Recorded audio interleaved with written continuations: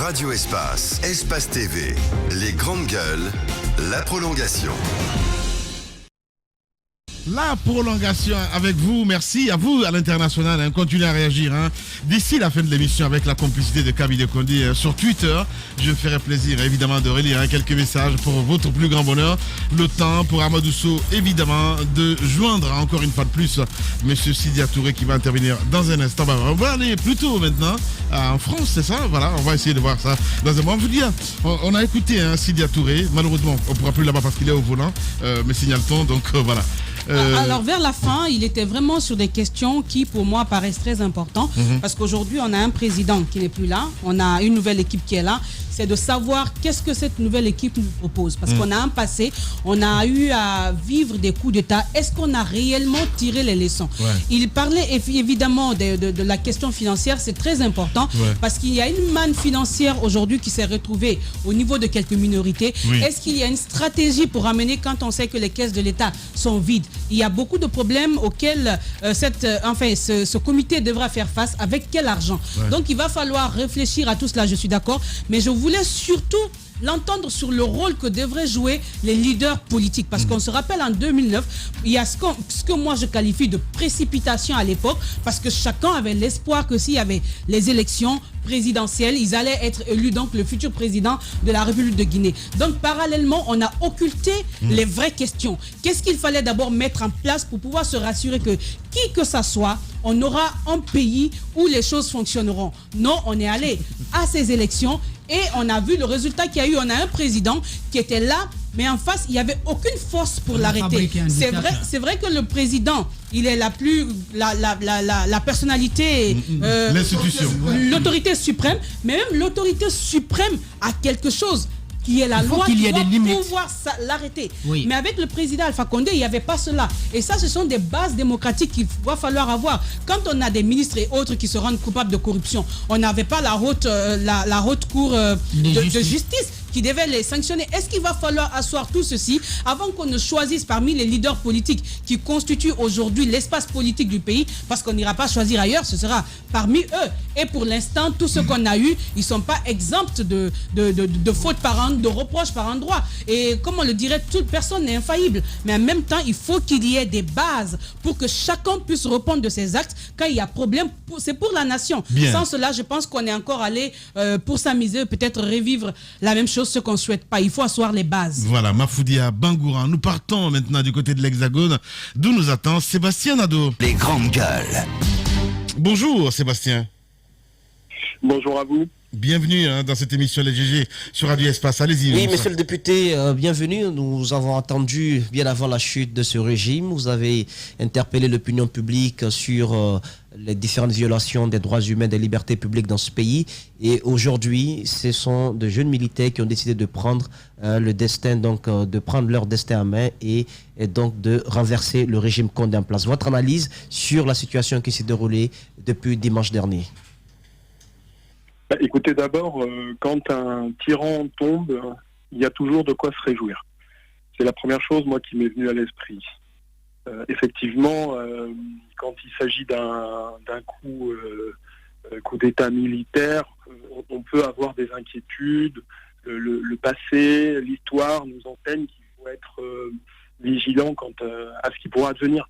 Mais ceci étant, quand on regarde un petit peu ce qui passe depuis dimanche dernier, j'en veux pour preuve la libération de nombreux opposants politiques qui étaient enfermés injustement en prison.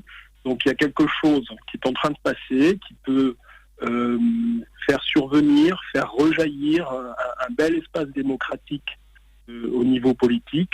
Et donc moi je vois ça comme quelque chose de positif. Avec toute l'inquiétude qu'on peut avoir en pareille situation dans ce qui va advenir prochainement. Voilà, allez-y.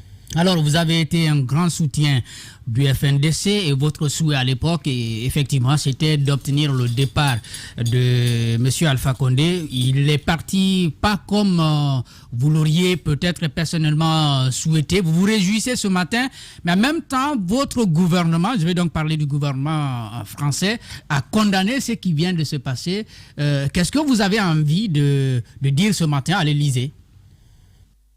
Écoutez, c'est extrêmement simple. Quand il y a eu ce coup d'État constitutionnel d'Alpha Condé, la France n'a pas fait ce qu'elle aurait dû faire. L'Union européenne n'a pas fait ce qu'elle aurait dû faire. La communauté internationale, l'Assemblée générale des Nations unies n'a pas fait ce qu'elle aurait dû faire. Alors aujourd'hui, quand il y a un coup d'État militaire pour renverser quelqu'un qui n'était pas à sa place, j'estime qu'on n'a pas ni à condamner, ni à dire quoi que ce soit. Quand on est le gouvernement français, on n'a plus qu'à se taire. Et je le déplore. Mais pour moi, un pays ami, c'est dans les moments difficiles qu'on le reconnaît. Et c'est vrai que là, la France, plutôt que de dire je condamne ce coup d'État militaire, elle devrait se préoccuper plutôt d'empêcher que toutes sortes de forces internationales essayent de faire basculer l'avenir de la Guinée ici ou là dans des aventures que les Guinéens ne veulent pas. Et c'est par rapport à ça, moi, j'espère que les Guinéens vont être suffisamment solides entre eux pour pas être comme, je dirais, comme d'une certaine manière à l'accoutumée, à la merci, en proie à la communauté internationale qui n'a pas montré qu'elle voulait spécialement du bien ces dernières années au peuple guinéen. Voilà. Allez-y, mon cher Ahmed. Bonjour, monsieur le député. Juste deux questions. Récemment, l'armée française a commencé à contester l'autorité de l'État et on a entendu tous les hommes politiques français se lever et parler d'une seule voix contre justement l'émission de l'armée républicaine dans les affaires de l'État. Vous qui êtes un jusqu'au boutiste démocratique, un défenseur des droits de l'homme, est-ce que vous êtes ce matin en train d'approuver ce putsch ? Écoutez, il n'y avait pas d'autre manière de renverser Alpha Condé. À partir du moment où la communauté internationale ne joue pas son rôle, moi j'ai demandé à ce qu'on déclenche l'article 9 puis l'article 96 des accords de Cotonou quand il y a des infractions aux droits de l'homme. Mon ministre des Affaires étrangères m'a presque rionné quand j'ai demandé ça. J'ai contacté le service de l'action extérieure de l'Union européenne pour faire la même chose, et ils étaient extrêmement frileux. Donc à partir du moment où on abandonne un peuple à son sort, écoutez, si ce sont des militaires qui s'emparent de la question et puis qui rétablissent la possibilité d'un espace démocratique, d'un retour démocratique, oui, écoutez, on l'approuve. Moi, je l'approuve, en tout cas. Moins il y a de violence, mieux c'est. Mais malheureusement, on est dans un état de violence depuis des mois en Guinée. Enfin, il y a de quoi se réjouir parce qu'il y a des prisonniers politiques qui sont sortis là très récemment. Mais enfin, il y en a combien qui sont morts en prison ? Donc oui, je me réjouis et approuver une action par les armes. Vous savez, j'ai en horreur les armes. Et à un moment donné, c'est quand même l'expression des Guinéens qui peut peut-être trouver là une voie. Donc c'est tant mieux. Voilà ce que je ressens en tout cas aujourd'hui. Voilà, le député de Haute-Garonne en direct ce matin chez les GG. Allez-y. Oui, juste, en fait, c'est ce qui me dérange, mais encore, et encore, je dis bien encore avec beaucoup de pincettes, je pense qu'il y a quand même des valeurs que vous avez. La France est une grande nation démocratique qui a des valeurs. Vous en êtes l'un des dignes représentants. Je me pose la question de savoir si effectivement vous ne mettez pas un peu de côté vos valeurs qui sont ce que vous venez de le dire, vous détestez les armes, qui sont celles de la contestation par la rue, qui sont celles de la contestation par la révolution, plutôt que par les armes. Voilà, donc c'est juste cette petite contradiction-là chez vous qui me touche un peu ce matin. C'est-à-dire que j'ai l'impression que vous faites un peu du tropisme à la Lévi-Strauss. Écoutez, quand le couple Ceausescu est tombé, je me suis réjoui. Et ça s'est passé de manière assez violente. Il y a eu une espèce de tribunal militaire qui était beaucoup trop rapide et la manière était totalement horrible. Mais je me suis réjoui parce que c'était des centaines de milliers de Roumains qui réaccédaient à un espace de liberté. Et aujourd'hui, il y a cet espace qui s'ouvre. Est-ce que ça va permettre aux Guinéens, aux Guinéennes de rentrer dedans, de recouvrir davantage de liberté et par là même aussi d'aborder d'une manière différente la crise sociale, la crise sanitaire qui touche la Guinée. Moi, c'est ce que j'espère. Alors, bien évidemment, moi, vous savez, quand il s'agit de militaires, je suis pas pleinement satisfait. Mais enfin, on était dans une situation qui était complètement verrouillée. Il y avait plus d'espoir. Donc voilà, un espoir renaît. Et moi, j'espère que cet espoir va trouver des concrétisations positives. Et il faut absolument que ce soit la main des Guinéens, des Guinéennes qui travaillent le plus ensemble possible, le moins dans la violence. Et j'écoutais tout à l'heure des échanges dans votre émission sur les questions de justice. Je crois qu'il faut faire toujours attention à ce que la justice ne passe pas trop vite. Il faut prendre son temps pour rendre justice. C'est quelque chose d'extrêmement important à mon sens. Et si la justice vient à son rythme, eh bien peut-être que le coup d'État militaire aura été quelque chose d'extrêmement positif, effectivement. Voilà. Sébastien Nadeau, député de la Haute-Garonne. Allez-y, Ahmed. Dernière question, monsieur le député. Vous comparez, vous nous donnez l'exemple effectivement du couple Ceausescu qui a été effectivement mis hors du pouvoir, mais le contexte n'était pas le même. On parlait de guerre froide, on parlait de communisme. Donc ce n'est pas du tout les mêmes situations. Ce qui m'intéresse aujourd'hui dans votre discours, c'est que j'ai l'impression que il y a la forme et le fond. La forme étant effectivement l'émotion qui est vôtre avec l'amour que vous avez pour ce peuple, pour notre pays, et ça on vous en remercie.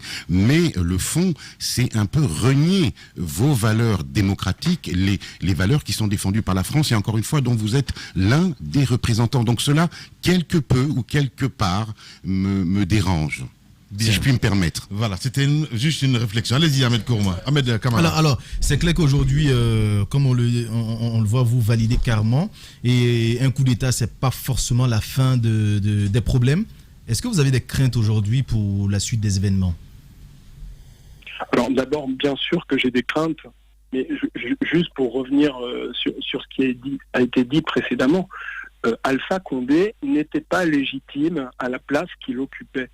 Donc le fait qu'Alpha Condé tombe et ne soit plus le chef de l'État de facto de Guinée, oui, je trouve ça satisfaisant. Encore une fois, sur la manière, je dirais que quand il n'y en a pas d'autre, et que c'est le bruit des bottes et des armes qui vient régler les choses, on peut difficilement s'en satisfaire, mais le fait est qu'on a là un chef d'État qui n'est plus aux responsabilités, avec un processus qui est assez peu violent.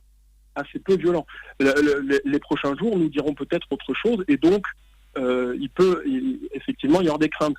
Ensuite, les craintes, bien sûr que j'en ai, quand je regarde l'évolution d'un certain nombre de pays voisins dans la région, je me dis que les puissances internationales vont tenter de faire de la Guinée un de leurs terrains de jeu habituels, avec tout ce que ça a comme conséquences négatives. Et donc, il y a vraiment cette question, est-ce que la société civile guinéenne, est-ce que les responsables politiques guinéens, tous quels qu'ils soient, seront suffisamment solides pour trouver des voies de dialogue, des terrains d'entente, pour se prémunir de la main d'un certain nombre de puissances qui n'ont pas vraiment en tête le bien-être des Guinéens et des Guinéennes, et qui ont bien d'autres questions en tête quand ils pensent à la Guinée. Bien. Il ne reste plus qu'à vous remercier, il faut le rappeler, Sébastien Nadeau, il est député de la Haute-Garonne. Il était en direct ce matin chez les GG. Les grandes gueules continuent. Sur Radio Espace Guinée, les GG pensent comme JMJ. Une presse libre se voit dans la rue. Et la rue voit vraiment si la presse est libre. Cette dialectique sociale est la levure de la démocratie. JMJ. Les GG sur Espace, tous les matins 9h-11h. sur Espace TV, la prolongation qui continue sur notre antenne. Mon cher Ahmed, nous allons repartir sur le terrain. Ahmed Kamara avec Keamou Bogala Abba, c'est bien cela. Bonjour. Bonjour. Alors, Monsieur Abba, qu'est-ce que ça fait ce petit vent de liberté qu'on aperçoit avec ce nouveau pouvoir déjà à Conakry? Oui, ça me fait d'abord le fait d'être libre, c'est très important de retrouver la liberté. Mais c'est pas ça qui est le plus important pour moi et pour mes collègues qui ont été libérés. C'est le fait que M. Alpha Condé n'est pas à Secturia, le fait que le troisième mandat est devenu réversible et qu'aucun autre Guinéen ne pourra plus demain, plus jamais s'hasarder à faire la même chose. C'est ça la satisfaction au-delà de ce que la liberté représente. Mais aussi la satisfaction du fait que je sors de prison avec l'ensemble des autres prisonniers. Des gens qui sont là pendant des mois, des années, mais aussi des prisonniers militaires qui vont suivre demain, qui vont suivre les autres jours et qui sont là depuis 12 ans, d'autres 8 ans, 10 ans. 3 ans sans être présenté à un juge, je pense que la satisfaction est totale. C'est une libération, non pas pour nous-mêmes, mais aussi une libération du peuple de Guinée. Mais aussi c'est important pour l'ensemble des victimes. C'est-à-dire ceux qui sont dans les fosses communes des Iré-Corée, ceux qui sont ici à Bambeto et partout ailleurs, mais ces jeunes gens qui sont morts de manière innocente le 5 au palais du peuple, qui ne méritaient pas de mourir pour ce troisième mandat, qui sont les dernières victimes de M. Alpha Condé, je crois que pour leurs parents, ça serait une satisfaction que le pays puisse changer. C'est pourquoi nous remercions le CNRD et le colonel Doumbouya et son équipe pour ce travail. Et ils ont notre soutien. Bien. Keamou Bogala Abba, membre de l'ANAD, donc dernier prisonnier politique en direct ce matin. Allez-y, mon cher. Justement, vous êtes le tout dernier prisonnier politique, en tout cas à notre connaissance, qui a été envoyé à Coronti, comme le disait le professeur Alpha Condé. On viendra justement aux enseignements politiques liés à cette prise de pouvoir. Mais vous, on veut bien vous entendre sur les conditions de votre arrestation, les conditions de votre détention, vous qui aviez été annoncé dès votre arrestation comme quelqu'un de souffrant, de souffrant avec une maladie qui a inquiété plusieurs. Ouais. Les conditions de détention. Oui, d'abord, c'est très important que vous le sachiez. Moi, je suis un missionnaire. Tout ce que je fais, c'est par mission. Depuis que je suis en politique, depuis 1996, avec Jean-Marie, en passant par tous les événements politiques que vous connaissez, les événements de janvier, février 2007, jusqu'à maintenant là, y compris mes 14 ans d'expatriation, tout ce que je fais, c'est par mission. Donc, pour moi, la première mission que je devais accomplir, c'était d'unir les Guinéens autour d'une organisation politique qui va nous permettre de lutter contre l'ethnocentrisme et magnifier notre diversité. Et c'est ce que nous avons accompli le 14 juillet avec l'ANAD qui, pratiquement après 1 an, a justifié une fois de plus qu'elle est une organisation de la diversité. Et donc c'est ce jour-là, en accomplissant cette mission, qu'on m'a arrêté. Et j'ai considéré que mon arrestation était une autre mission à accomplir. Et cette mission-là, je l'ai pris positivement. Mes avocats et moi, quand nous sommes allés à la DPJ, je les ai juste fait comprendre que j'ai suivi une opération chirurgicale thoracique en 2006 et que je suis interdit d'être dans un espace confiné. Et par conséquent, c'était pas bon, je suis prêt à aller en prison, d'aménager quand même pour que je puisse avoir de l'air. Parce que là, ça n'a pas été fait à la DPJ. Évidemment, les conditions, ma tension est passée à 22. Et nous sommes partis vraiment à Niasguine. Et je crois que je suis allé, mon avocat a tout fait pour ne pas que je sois mis en prison parce que ces conditions n'étaient pas réunies. Mais Dieu a voulu que j'y parte parce que j'avais une mission à accomplir. Et donc, c'est pour ça que je n'ai même pas passé une seule journée hors de la prison. De 14 jusqu'à maintenant, j'ai passé toute la vie en prison, aussi bien à la DPJ, mais aussi à la maison centrale. Bien. Alors, les conditions, les conditions à la maison centrale. Avant que je parte en prison, j'avais demandé qu'on ferme la maison centrale parce que c'est pas une prison, c'est un lieu de radicalisation. Vous pouvez pas imaginer que vous avez près de 1500 personnes dans une seule cellule, plus de 66 personnes avec une seule toilette, des pères de famille qui sont alignés, et plus de 1500 personnes qui ne travaillent pas.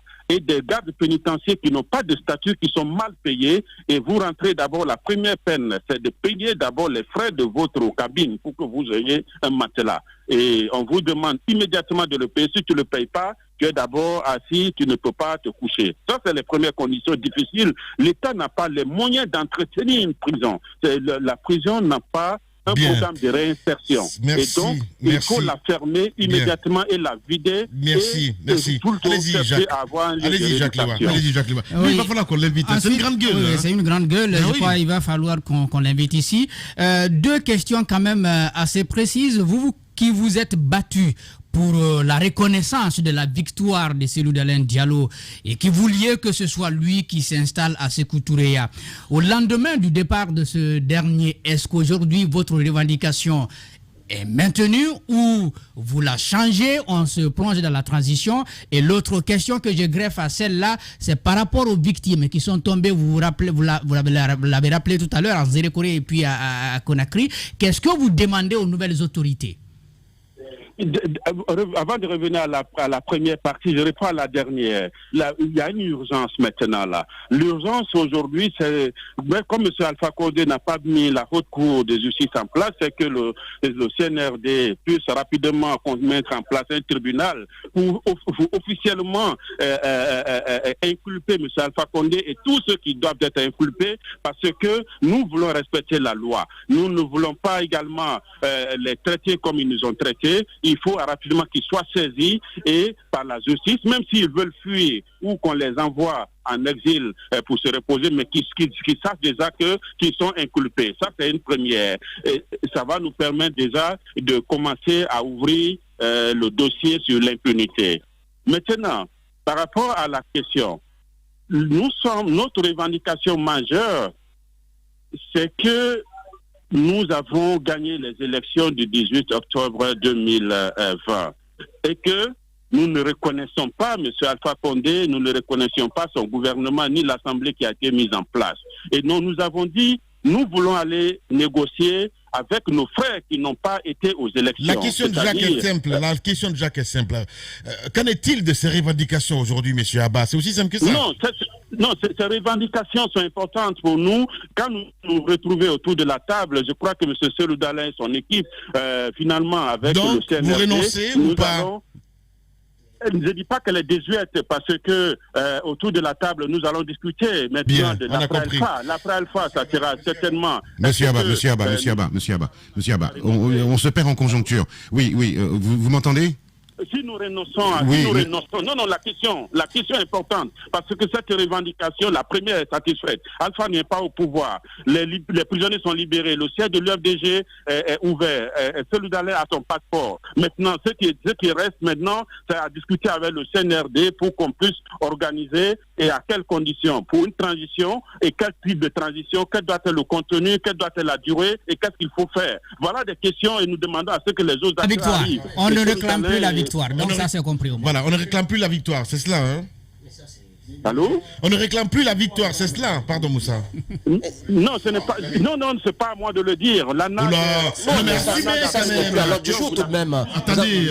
Vous avez, Monsieur Abba, non mais quand même quoi, assumez. C'est aussi simple que ça. Mais qu'est-ce que vous voulez que Monsieur Abba fasse? La NAD et l'UFDG ont fait une déclaration dans laquelle... C'est autour de la table de négociation où cette question sera réglée définitivement. C'est ce que nous demandons, c'est autour de la table de négociation. Et d'ailleurs, c'est même pourquoi je nous profite pour passer mon message à la communauté internationale. Pour le dire aujourd'hui, maintenant, là, c'est immédiatement là qu'il faut rapidement s'organiser pour que la charte soit discutée au lieu de rejeter Doumbouya et son équipe. De ces jeunes maintenant là, nous, pour qu'on puisse rapidement se retrouver et définir toutes ces questions-là le plus rapidement que possible. Et que les exilés rentrent aussi, ainsi de suite. C'est ça l'urgence. Sur la table, toutes ces questions seront réglées. Très bien. Monsieur Abba, ok, merci pour votre laïus. On a très bien compris ce que vous vouliez. Moi, j'ai une question parce que vous avez utilisé un terme quand même qui me paraissait un peu bizarre. Vous avez utilisé le mot de mission. La mission, ce qui a une connotation un peu religieuse. Est-ce que cela est compatible avec l'esprit républicain et démocratique que vous défendez? La mission, le mot mission, c'est une connotation religieuse, militaire, mais aussi une connotation de gestion. Moi, j'ai toujours été expatrié dans les pays. J'ai fait 5 ans de mission en Afrique centrale comme beau cadre. On ne vous entend plus, hein, monsieur Abba, à l'antenne. Allez-y. Allô? Voilà, allez-y. Allô? Allez-y. Oui, vous m'écoutez. J'ai dit non, la mission n'est pas un terme religieux seulement. C'est un terme militaire, c'est un terme politique, c'est un terme professionnel. Moi, j'ai toujours été en mission. J'ai été en mission d'expatriation pour 5 ans en Afrique centrale, pour les pays du Sahel, au Burkina, Mali, Togo, Niger, pour 3 ans au Ghana et dans beaucoup de pays d'Afrique. J'ai toujours été en mission. Merci beaucoup, monsieur Abba, en tout cas, d'avoir accepté notre invitation ce matin. On aura le temps de vous avoir un pourquoi pas en studio avec plaisir. Les grandes gueules continuent sur Radio Espace. 24 heures sur 24, au cœur de la Guinée profonde. Radio Espace. Radio Espace. C'est la Guinée. Évidemment à la réalisation Kabine Condé, merci à Nalaï Sidibé, Mafata Sano du côté de la régie. Dans un instant nous allons repartir sur le terrain. Mon cher Moussa, on a écouté monsieur Abba, monsieur Bogalaba, ouais. Il semble être le plus pressé de tous les prisonniers politiques qui ont été libérés. Ouais. Voilà. Le plus pressé, ouais. Je pense qu'il a envie que les choses partent assez vite, et pour une transition rapide, parce qu'il parlait de communauté internationale tantôt. Je pense qu'il lui faudra peut-être 1 ou 2 jours pour qu'il tire d'abord les leçons du séjour qu'il a passé en prison, les conditions dans lesquelles il a été amené en prison, l'arbitraire qui a structuré tout cela, pour qu'il comprenne que si il presse la junte tel que ça a été fait par le passé, si des fondamentaux ne sont pas mis en place, il risque également de retourner de cette même façon en prison. Je pense que il va falloir que cette leçon-là soit tirée. Parce que ce qui est important aujourd'hui, c'est vraiment d'apprendre des leçons du passé. On ne peut pas être fou, tout le monde ne peut pas être fou. Voilà, si on reprend la même chose, on ne peut pas répéter la même chose, et on commet les mêmes erreurs, on va s'attendre au même résultat. Je pense que c'est pas une question de militaire. D'ailleurs, ce ne sont pas des extraterrestres, c'est une question de Guinéens.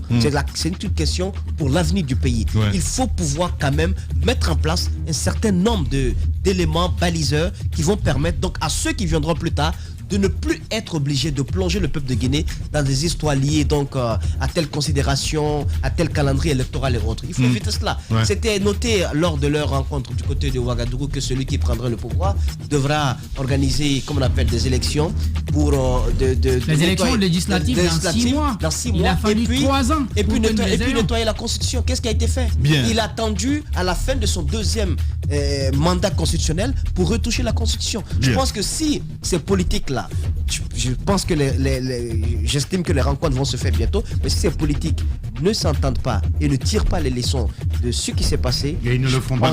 On va encore nous plonger dans les mêmes conneries. Et ça, sincèrement, on n'en a plus envie. Merci beaucoup. Abdoulaye Ba, qu'on n'arrive pas à joindre, Amadou Sow, mais le signal, allez-y. Alors tout à l'heure, la question de Jacques sur cette victoire de l'UFDG, il disait qu'ils allaient d'abord mettre ça sur la table de négociation. J'essaie bien de comprendre, est-ce que c'est la négociation au sein de l'UFDG ou avec le CNRD? En tout cas, moi, je pense que si on estime aujourd'hui que la victoire de Alpha Condé ne tient pas, eh bien, celle de Cellou Dalein à l'issue de ces mêmes élections ne tiennent pas. Donc, il faut avancer sur d'autres questions. Et là, ce sera tous les hommes du pays pour pouvoir elle est complètement poser caduque. les bonnes questions. Je pense que Jacques l'a posé juste pour le titiller. Allez-y.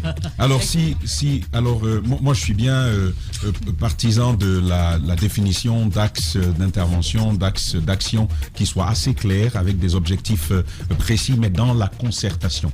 Parce que si tout le monde se retrouve dans la décision, participe à la décision, on a de facto, et très souvent d'ailleurs, sur le principe tout au moins, nous avons de l'adhésion, et c'est l'adhésion qui va permettre justement de calmer les ardeurs. On comprend qu'il y ait des pressions, notamment liées à l'âge, Antoine avait raison de le dire, liées à l'âge, liées même à certaines ambitions politiques de certains qui ne sont pas forcément frappés par la limite de l'âge, par le poids de l'âge, ça reste une chose. Mais si l'on va en toute hâte, il faut quand même le dire aux leaders politiques, on risque encore d'avoir un pays par consensus. Merci. Et sur le consensus, on sait ce à quoi ça nous conduit toujours.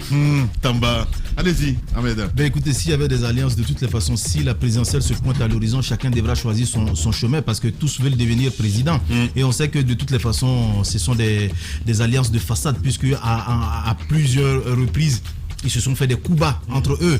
Et puis quand on dit que non, peut-être que s'ils ne font pas vite, il y aura peut-être des problèmes ici avec l'opposition ou tout cela. Moi, ce que je signale déjà, si l'histoire d'un gouvernement d'union nationale, ça me tente même pas du tout. Ouais. S'ils peuvent déjà penser à une autre stratégie, ça me fera plaisir parce que ça Parfaire commence les par là. institutions. Ah, on a mis 2 de mes militants ou on a mis 2 de mes... Non, je pense qu'il y a des cadres qui ne sont pas du tout de partis politiques qui existent en Guinée, qu'on peut bien recruter sur la base, vraiment, je ne vais pas dire d'appel d'offres, mais sur la base de recherche, que ce soit des Guinéens d'ici ou de La l'étranger. méritocratie, Ahmed. La La méritocratie, des gens qui vont venir régler cette situation pour qu'on puisse sortir. Il y a des Guinéens, Ahmed, Tamba, il y a des Guinéens Ahmed, dans on ce se l'a pays dit qui sont capables d'amener ce pays là où il doit être. Voilà. Il y a des Guinéens Voilà. en Guinée C'est pourquoi- et à l'étranger. Donc parlons, si le terme générationnel te déplaît, parlons du système. Voilà. Il faut sortir ceux qui ont participé, nourri cette mafia et ce système. La junte doit créer une nouvelle classe politique. Point final. L'agence doit pouvoir créer une nouvelle Classe politique. Voilà. En fait, moi, je suis bien d'accord. Il sur faut le des principe. hommes neufs dans Mais ce pays, dans la des hommes démarche, avec un grand H. ce ne doit pas être une démarche parce que la démarche générationnelle, elle est indexative. Je viens on dit bon, eux là, on les viens de groupe m'en là. repentir. Alors qu'à l'intérieur, Je viens de m'en repentir. Ok. Parfait. En Je pense que- t'accordant. je pense que le en duel, t'accordant- il est clos. Non, Merci. le duel est clos. Merci. Tu sais, l'intellectualisme, c'est ça. En t'accordant cela, je viens de m'en repentir. Ça fait effectivement 2 jours que je l'utilise. Je m'en repentis. Et je te dis, laisse-moi finir. Utilisons l'expression système. Il faut abattre ce système. Voilà. Et donc, la junte est venue pour ça. bien d'accord. Il faut qu'elle aille au bout. Et donc, ce que je veux te dire, Ahmed, un autre risque, et merci d'ailleurs de l'avoir accepté, quand tu dis générationnel, C'est ça, l'honnêteté tu intellectuelle. sais que même pour toi, ce ne serait pas très favorable. Hein. Si, parce que Si, absolument. Ahmed. Je vais t'expliquer Ahmed. pourquoi. Mais je vais t'expliquer pourquoi. Parce que c'est nous, hein. Non, mais Quand- merci. si on change de génération, Comme dit Ahmed, c'est nous. jeune Tamba, tais-toi. Je vais te dire une chose. mais- Je vais te dire une chose. Si, pour 2 raisons. Parce que d'abord, 55 ans en politique, c'est extrêmement jeune. Et 2, je dis bien 2, je n'ai jamais, j'ai toujours refusé de participer sous quelque forme que ce soit à la gouvernance. J'ai refusé des offres. Donc je serais aussi légitime que n'importe quel jeune ou n'importe quel Guinéen à prétendre avoir des responsabilités politiques dans ce Voilà. pays. Et tu sais pourquoi je ne vais pas réagir à ça? Parce que le vieux Ahmed a demandé au jeune Tamba de se taire. Merci. Alors, Merci. je trouve tout de même que ce n'est pas une démarche qui va aussi aller dans le sens à mettre une croix sur l'ensemble. Je parle là de la formation du gouvernement de mission ou de transition qui va être formé bientôt. Ça va pas être une démarche qui ira dans le sens à mettre une croix sur tous les partis politiques qui existent, de telle sorte qu'aucun membre de ces partis politiques ne puisse prendre part donc à la gestion de cette transition. Je ne pense pas. Non, Voilà. c'est pas Allez-y, possible. Jacques. Ce qu'il va falloir faire, c'est quand même d'associer ceux-là qui aspirent demain à gouverner ce pays, parce qu'il faut travailler avec les Guinéens. Ça, c'est clair. Bien. Maintenant, si par la justice, il y a des comptes qui doivent être rendus par il y a des comptes qui doivent être rendus par ceux qui ont déjà eu à gérer les deniers publics, là ils peuvent le faire.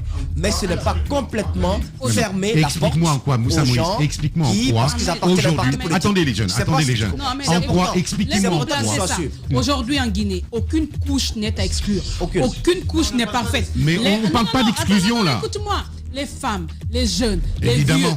Toutes ces couches ont eu leur rôle à jouer de façon Évidemment. négative dans Et ce tu qu'on sais à est quel point je aujourd'hui. suis féministe. Donc quand on dit aujourd'hui de faire appel à une nouvelle génération, ça ne sonne pas bien. Ce Non. qu'on demande, c'est qu'il faut faire appel Bien, à des Guinéens merci. qui Il ont envie faut, de attends travailler. l'année, désolé. Jeunes, Il vieux, faut femmes. faire appel. Permettez-nous de nous Non, il faut exprimer faire aussi. appel. Je vais pas dans les conditions de personne, Mafoulia, mais on en profite. Alors. il faut utiliser les mots tels qu'on doit les utiliser. Il faut faire appel à la méritocratie. Il y a des gens qui sont capables dans ce pays de prétendre à gouverner, de prétendre à servir l'État, de prétendre à servir la Guinée, et des gens qui ne se sont jamais corrompus, jamais mouillés dans les différents gouvernements. Voilà. Ils se C'est pour sont ça que- mouillés, qu'il va falloir revoir parce qu'ils ont été dans un Ils cadre sont à l'origine qui ne de les cette- permettait ils pas. sont Allez, à merci l'origine. les gars. Allez-y, Jacques. Oui, Allez-y, Jacques, oui. s'il vous plaît. Moi, je voudrais dire 2 choses rapidement. La première, c'est par rapport C'est difficile à ce d'aider débat. la régie, hein, sincèrement. Vous savez, Allez-y. le système, c'est parfois un vocable flou. Vous ne savez pas, ça rime à quoi, qui est dedans, qui n'est pas dedans. Moi, je pense qu'il y a des choses concrètes que voilà, on est tous Ça va, dedans. c'est bon, hein. Non, c'est bon, c'est fini là. Je crois que Les auditeurs ne savent pas pourquoi je vous ai mis ensemble. je crois, Voilà, allez-y. je crois Les qu'il téléspectateurs ne y a, savent il y a pas. des Allez-y. choses précises que la gente peut faire aujourd'hui. Nous avons un système qui était en place, donc un pouvoir qui était en place, Bien. qui a fait des choses Ouais. qui n'ont pas été appréciées, notamment sur le plan économique, Merci. mais également sur le plan politique, avec la confiscation des libertés et aussi des crimes qui ont été enregistrés. Je pense qu'on ne doit pas sortir Tamba, de le cette... système, c'est pas nous tous. Attendez. Non, merci. Je vais terminer là. Je vais terminer. Après, vous reprendrez la parole. Allez-y, Jacques. J'ai dit donc que la junte doit faire un travail de justice. Il n'y a pas de chasse aux sorcières, mais je crois que les gens doivent rendre compte. Merci. Aussi bien pour les crimes économiques, mais également pour les crimes humains. Allez-y. Pour la durée, parce que ça va sortir, ça sera le débat dans les prochains jours. Je crois que on prend souvent un exemple, c'est Jerry Rawlings qu'on apprécie beaucoup souvent en Afrique de l'Ouest. Il n'a pas fait 18 mois de transition, ça a duré beaucoup plus longtemps. Merci beaucoup. Allez-y mon cher ami. Oh Jacques. Attention Jacques Lewaleno. Qu'est-ce que tu veux dire? On le prend en exemple. Qu'est-ce que tu veux dire? On le prend en exemple pour que le changement intervienne au Ghana. Il y a eu du temps. J'ai dit encore une fois, je ne suis pas en train de dire ils vont s'éterniser là-bas. Et encore une fois, il y a des travaux à faire. Il y a des travaux à faire pour asseoir les bases. Il va falloir prendre du temps pour asseoir les bases. Jacques Lewaleno, allez-y mon cher Antoine. Non mais c'est pas Jacques qui le dit, c'est Doumbouya lui-même qui l'a dit hier. Il a dit dans les jours et années à venir. Dans les années à venir, dans son discours, donc à chacun d'interpréter comme il peut. Moi, ma crainte aujourd'hui, c'est quoi? Moi, j'ai une crainte, Sidia Touré l'a rappelé tantôt, éviter de tomber dans le piège avec le recyclage. Il y a des cadres qu'on a connus dans ce pays, je ne dirais pas qu'ils ont connu l'époque Sékou Touré, même si certains l'ont connu, mais ils ont traversé tous les régimes. Ils ont fait tous les régimes et ils ont des manies, ils ont des systèmes à eux, des stratégies à eux qui leur permettent de pouvoir hypnotiser même les chefs, quel que soit leur postulat, leur façon de penser. Qui? Je ne dirai pas de nom. Attendez. Attendez que il est passé où Antoine? Pas du tout. Pincez-moi. Si je commence à les citer ce matin, on n'en finira pas. Juste 3. Ils sont nombreux. Juste 3. 3? Oui. 3? Oui. Ok, on y va. Oui. Vous comptez avec moi? Oui. Vous comptez? Oui. Kiridi Bangoura? Oui. Tibou Kamara? Oui. Le troisième, c'est Kitamba. Non, mais comment ça le Ils sont beaucoup, ça fait 2 déjà. Ça fait 2. Et 3? Et un troisième. Oui. Un troisième. Oui. Vas-y, Antoine. Okay. Mais c'est toi qui as la parole. Bon. Je préfère pour ce troisième. Non, attends que je finisse. Oui. Un troisième. Oui. Je cherche à la présidence avec qui d'autre? Fodé Bangoura peut-être. Fodé Bangoura qui a connu. Merci beaucoup. Moi, attendez que je finisse. Non, j'ai pas fini. Non, j'ai pas fini la mine. J'ai pas fini. Voilà, attendez que je finisse. Il y a une guerre de positionnement. Actuellement, on apprend qu'il y a un balai. On apprend qu'il y a un balai de personnalité à la junte. De 6h à 0h, on apprend que des cadres font des tours pour se positionner. Hier, on a vu des opérateurs économiques. On a vu des acteurs politiques, notamment Baouri qui était présent là. On a vu d'autres acteurs qui actuellement prennent contact avec la junte pour d'éventuelles discussions futures.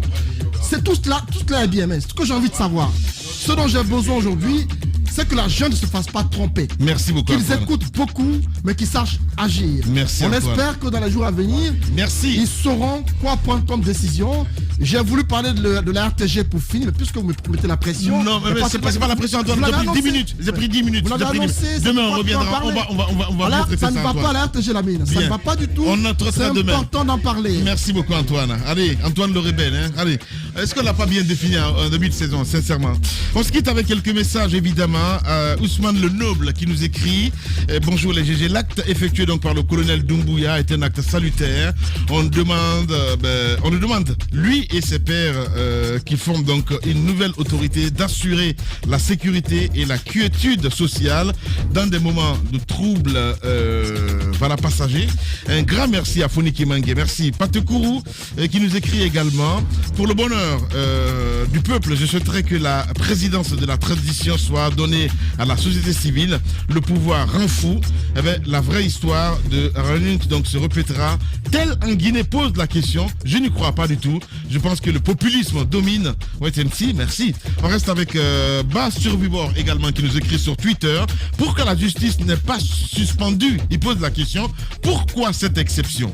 On reste avec Lai Moussa également qui nous écrit Sidia parle d'audit. On commence par l'audit qui est Adissa avait commencé. Donc c'est un autre auditeur qui nous envoie ce message. Namadou Ribari également qui nous écrit, qui dit bonjour les GG, bonjour à toute l'équipe. À mon avis, il faudrait préalablement donc auditer ces ministres sortants afin qu'ils remboursent le contribuable guinéen. Lui, il est du côté de Dakar. On reste avec cet autre également, Ibra, qui nous écrit: je ne suis pas avec Sidia Touré, on ne veut plus du copier la constitution de 1958 de la France, comme le colonel Doumbouya l'a bien précisé. Il nous faut une constitution qui colle à notre réalité. C'est bien Ibra qui nous envoie ce message. Beaucoup de messages ce matin, évidemment, avec Dan Daniel également qui nous écrit sur notre numéro que le CNR voilà, c'est bien cela. Avec à sa tête le colonel Doumbouya ne cède pas aux sirènes des démagogues. En plus de la justice, que la rigueur soit véritablement notre boussole. Dan Daniel Lama du côté de la France qui nous envoie ce message. Beaucoup de réactions ce matin, évidemment. Merci à vous tous à l'international. Et on se quitte avec cette mauvaise nouvelle. Évidemment, la disparition, donc, le décès de Amobé. Normal à la télé, on doit montrer ça, de Amobé Mévégué, animateur, journaliste et producteur camerounais, donc, et officier sur RFI et France 24. Il aurait donc succombé au Covid-19. Il avait 52 ans. Que son âme repose en paix.